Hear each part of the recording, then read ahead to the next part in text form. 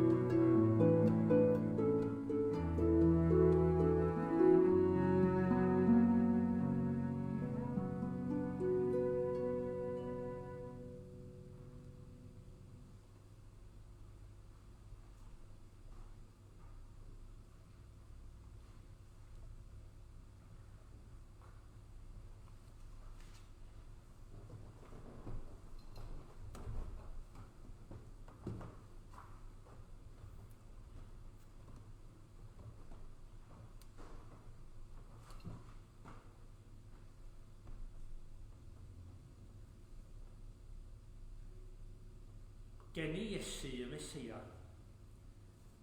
Dyma ddigwyddodd pan gafodd Iesu y Meseia ei eni. Roedd ei fam, Mair, wedi cael ei haddo i fod yn wraig i Joseph. Ond cyn iddyn nhw briodi a chael hyn, dyma nhw'n darganfod fod yr ysbryd glân wedi gwneud hi'n feichiog. Roedd Joseph yn mynd i'w phriodi yn ddyn da a charedig. Doedd o ddim eisiau gwneud esiampl ohoni a'i chlapuddo hi'n gyhoeddus. Felly, roedd yn ystyried yn dawel fach i ganslo'r briodas. Roedd wedi bod yn meddwl am hyn pan gafodd freuddwyd. Gwelodd angel Duw yn dod ato a dweud wrtho, Joseph fab Dafydd, paid petruso mynd am Mair adre i fod yn wraig i ti, a mae'r ysbryd glân sydd wedi gwneud iddi feichiogi. Bachgen fydd hi'n ei gael, rwy ti roi'r enw Iesu iddo, a mae fo fydd yn achub ei bobl o'i pechodau. Digwyddodd hyn mwyn i beth ddywedodd Duw drwy broffwyd ddod yn wir. Edrychwch, bydd merch ifanc sy'n wirif yn feichiog ac yn cael mab. Bydd y plentyn yn cael ei alw yn Emmanuel. Ystyr Emmanuel ydy mae Duw gyda ni. Pan ddeffrodd Joseph, gwnaeth beth roedd angel Duw wedi dweud wrtho. Priododd Mair, ond chafodd o ddim rhyw efo hi, nes i'w mab gael ei eni, a rhoddodd yr enw Iesu iddo.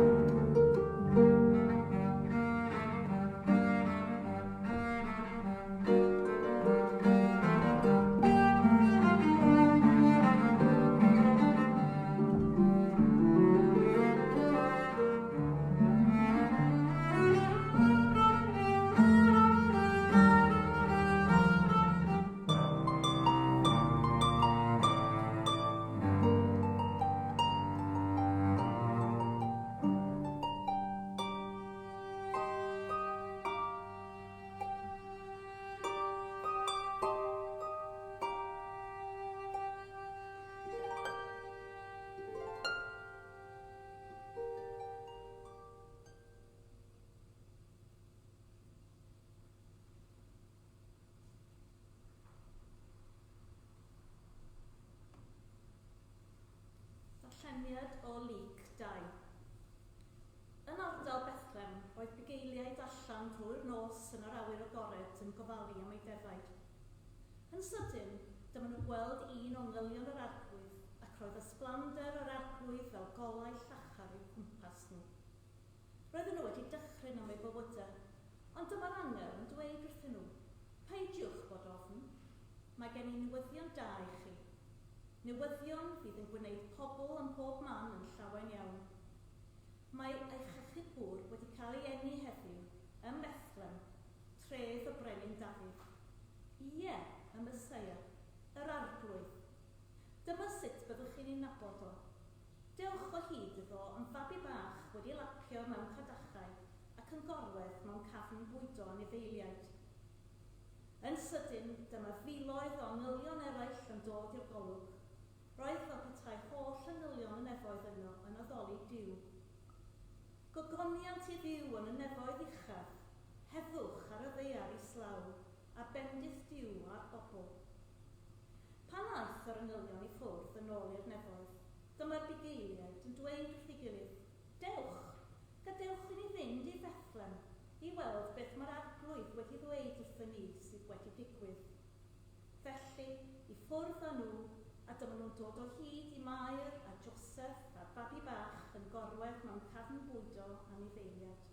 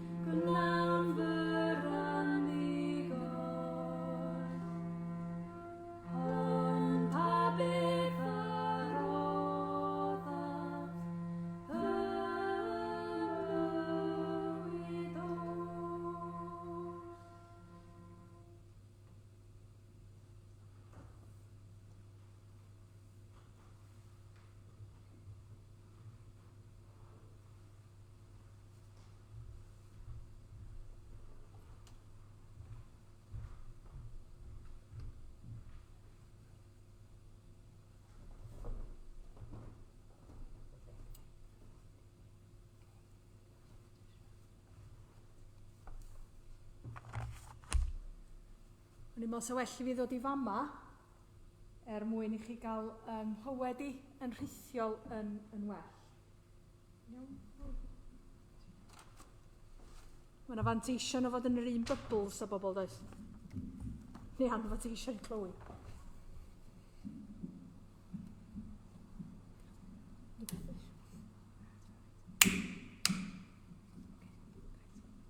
Diolch. Oce, dwi'n cymryd eich bod chi'n gallu ynghywed i. A eich bod chi'n ynghywed i adra hefyd. Jyst symud hwn dipyn bach.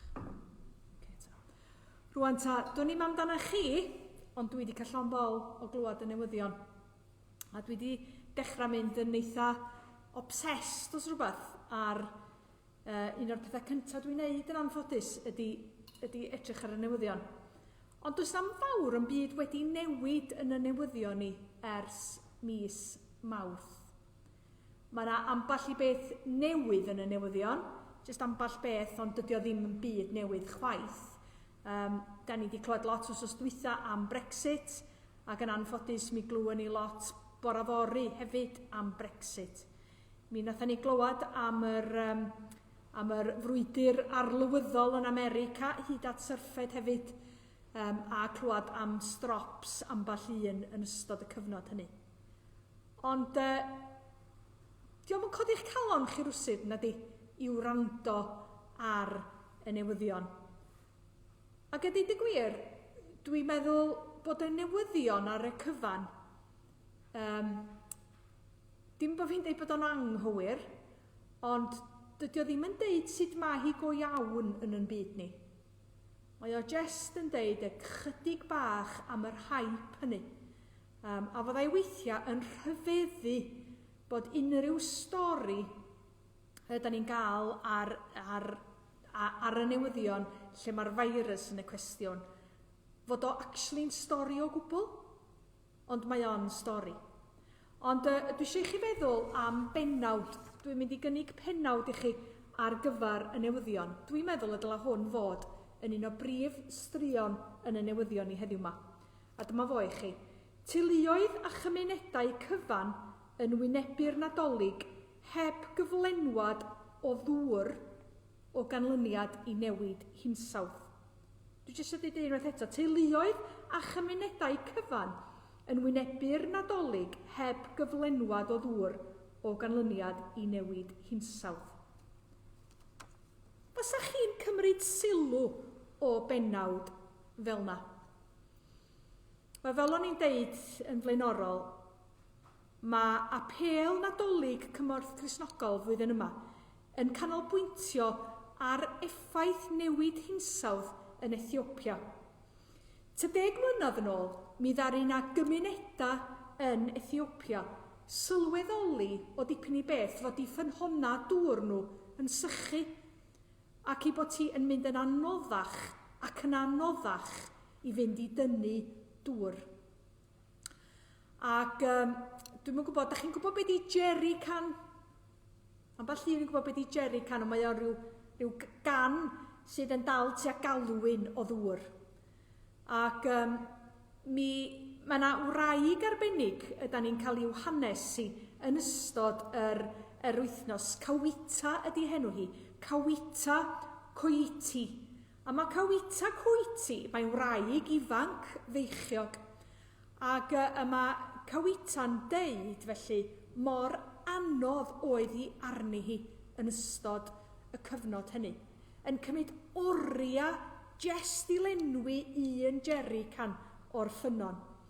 Ac yna wedyn wrth gwrs, doedd gen i'm amser i wneud pethau eraill oedd yn ynglyn â'i bywyd hi. Dim amser i fynd i'r farchnad, dim amser i fynd i fwydo'r anifeiliad, dim amser i goginio, heb sôn am ddim ddigon o ddŵr. Achos pan ydych chi'n meddwl, os oes gennych chi mond un galwyn o ddŵr, be di'r flaenoriaeth? Os o'n i'n feddwl mae yfad, coginio, ac wedyn mae pethau fatha golchi, rhoi dŵr i'r anifeiliad ac yn y blaen yn dod ola. Ac felly fedrwch chi ddechrau ddychmygu sut fywyd oedd gan Kawita a trigolion y pentra bach hynny a'r gymuned hynny yn Ethiopia. Ond rwan, a diolch i Cymorth Cristnogol ac i'r gwaith efo i partneriad Brest yn Ethiopia, Mae y gymuned wedi gallu, mi dreulio nhw 3 mis yn tyllu ac yn adeiladu pwll. Pwll bach. Ac yn plannu ar y lan hefyd, yn plannu nifer o blanhigion mwyn puro'r dŵr ac yn y blaen felly. Ac mae bywyd y gymuned yn gyfan wedi newid. Ac mae ffyrdd traddodiadol nhw yn gallu cael i'w hadfer. Ac mae ffyrdd traddodiadol nhw hefyd yn caniatáu iddyn nhw fod yn coginio ac yn rhoi bwyd ac yn rhoi dŵr i'w hanifeiliad. Ac felly yda ni yn ystod wythnos gymorth Cristnogol eleni'n cofio am y wraig feichiog yma, Cawite. Ond yda ni hefyd heddiw yma yn diolch i Dduw am wraig ifanc feichiog arall hefyd. Un oedd yn dlawd, ac a deud y gwir, oedd hi yn un o dlotaf y tlodion. Oedd hi yn wrthodedig, oedd hi yn warth ar y gymuned. Ond trwyddi hi, mi ddoth y baban yn dlawd i'r byd. Hefyd yn wrthodedig, ond i ddod i fod yn arglwydd yr holl fyd.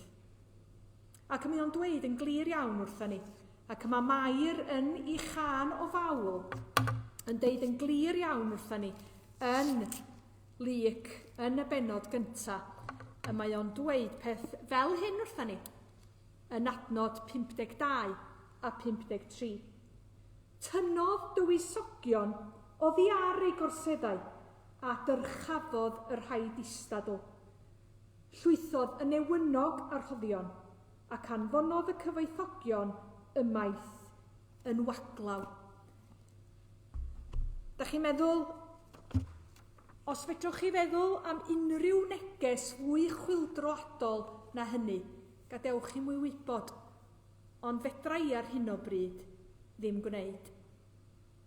Da ni heddiw yma yn cofio ac yn diolch i Dduw, drwy y ferch ifanc hon hefyd, a ddaeth yn feichiog i eni gwaredwr y byd. Does dim lle, da ni'n sôn lot am glodi, ond does na'm lle i farusrwydd yn yn byd ni. Dewch i ni beidio tôn am glodi ddim mwy, ond dewch i ni gydnabod barusrwydd yn hytrach na dweud am glodi eraill. Ac yma Cymorth Cristnogol hefyd yn ei hannog ni yn ystod yr advent yma i greu fatha paper chains bach, cadwyni gweddi, trwy greu dolenni o bapur bob dydd yn ystod yr advent. A heddiw maen nhw'n gofyn i ni weddio gyda phawb sy'n disgwyl cefnogaeth i godi ei hunan allan o glodi, a hynny sy'n cael ei achosi gan newid hinsawdd. Ac mi greda i hefyd fod newid hinsawdd yn ganlyniad i'n barusrwydd ni. Da ni'n diolch am y gwaith yma sydd yn digwydd yn Ethiopia, a'r gwaith yma sydd yn caniatáu roed hada i fwydo'r anifeiliaid ac i gael anifeiliaid, i hefyd i grŵp cynilo cymunedol i gymunedau Ethiopia. Na, go brin y bydd y newyddion da Cawite, na chwaith y newyddion da am yn heilioni nina sydd yn unioni cam cymunedau tlotan byd yn cael ei ddeud na i glywed yn y newyddion ni heddiw yma nac yn sicr bora fori. Ond yng nghanol digalondid y dolyg leni ac yng nghanol llethyder ei newyddion, mae na lawenydd, mae na obaith am well y fori. Ac jyst efo'r chydig o eiriau yna, Nadolig llawen iawn i chi gyd, a bydde di Dduw fod yn agos ato chi fel oedd o'n agos at Mair, ac fel y cynhaliodd o Mair drwy y cyfnod hynny. Amen.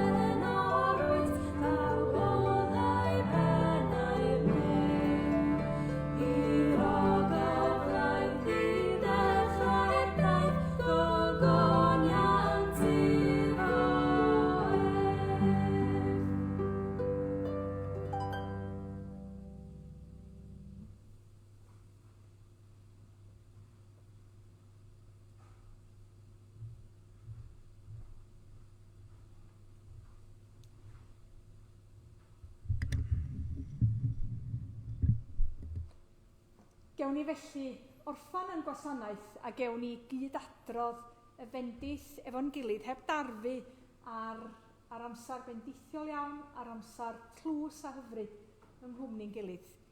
Diolch yn fawr iawn i chi genod. Diolch yn fawr iawn i chi. Dwch i ni ddeud y fendith fo'n gilydd. Gras ein harglwydd Iesu Grist, a chariad Duw, a chymdeithas yr ysbryd glân, a fyddo gyda ni oll, o'r awr hon, hyd byth. Amen.